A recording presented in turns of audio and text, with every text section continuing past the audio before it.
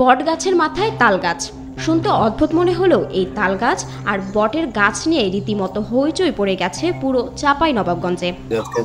এই বটের গাছটা জন্ম, তারপরে শুনি মাঝে মধ্যে যে এখানে ভূতের আবির্ভাব আছে। গাছের বয়স অনেক, আমার মনে হয় এই গাছের বয়স 100-এর বেশি হয়ে যাবে। চাঁপাইনবাবগঞ্জের নাচর উপজেলার উজিরপুর পাইকড়া গ্রামের এই গাছ দুটিকে ঘিরে রয়েছে নানা ধরনের জনশ্রুতি। গাছটিতে জিন রয়েছে বলে পাশের রেল লাইনে ট্রেন চললেও গাছের পাশে এসে দাঁড়িয়ে যেত ট্রেন আসতো, যেটা সিটি না মারলে পার হইতে পারতো না, এমন ভয়ঙ্কর এই জায়গাটা। সিটি মারলে গাড়িটা পার হইতো, সিটি না মারলে বন্ধ হয়ে যেত। লাগবে ট্রেনও থামাইতো, ট্রেনে ঠাইলে সিটি বাজে, ট্রেন সিটি না বাজলে ট্রেন যাইতে পারতাম না। এটা আমরা আমার দাদারা গল্প করতে আমরা শুনেছি, এলাই শোনা আমাদের গল্প। রাত্রে এখান থেকে গেলেও লোকজন ভয় খাওয়ায় ডরে, যে বলছে যে গাছ ভাঙছে, এটা বাস্তবিক।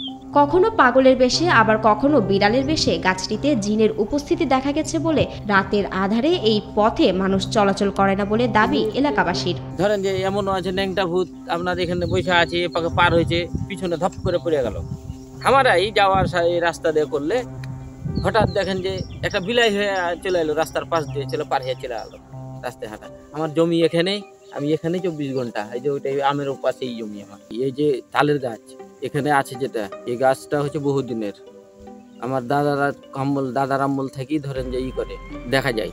তো এই গাছে ভূত আছে, জিন আছে, বহুত মানুষ ক্ষয়ক্ষতিও হয়েছে। এখানে বাস পড়ে যায় আপনার রাস্তাতে, ভূতের আর কি কারকির্তি এটা। এদিকে বট গাছ নাকি তাল গাছের জন্ম আগে সেই নিয়েও রয়েছে নানা বিতর্ক। কেউ বলেন বট গাছের ওপর যে তাল গাছটি রয়েছে তার জন্ম বট গাছের আগে, আবার কেউ বলেন শতবর্ষী তাল গাছটির চারপাশ ঘিরে জন্মেছে বট গাছ। আমার দাদর আমলে শুনেছি আমরা যে গাছ বহুত দিন থেকে আছে, এই গাছে বহুত কিছু হয়েছিল আগে, মানুষ বলেছে, শুনেছি আমরা, আমার দাদারা গল্প করতে, আমরা এটুকুই জানি।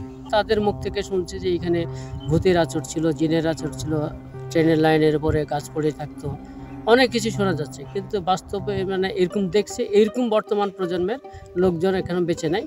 তবে এখন ওই সব লোকগুলো আর বেঁচে নেয়, বেঁচে থাকলে হয়তো আমরা বাস্তব জিনিসগুলো তাদের মুখ থেকে জানতে পারতাম। তবে গাছটি ঘিরে জিন ভূতের কথা শোনা গেলেও আগের মানুষ জীবিত না থাকায় গাছটির আসল রহস্য এখনো অজানাই রয়েছে বলে জানান স্থানীয়রা।